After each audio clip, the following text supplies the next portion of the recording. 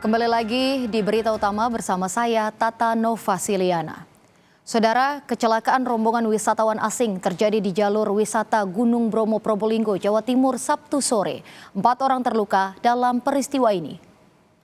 Hanya pandai memainkan emosi kita. Mereka itu rajin memberi perhatian, kemudian respon banget ketika kita ada hal-hal yang... Inilah detik-detik kecelakaan minibus wisatawan Singapura di jalur wisata Gunung Bromo Probolinggo, Jawa Timur.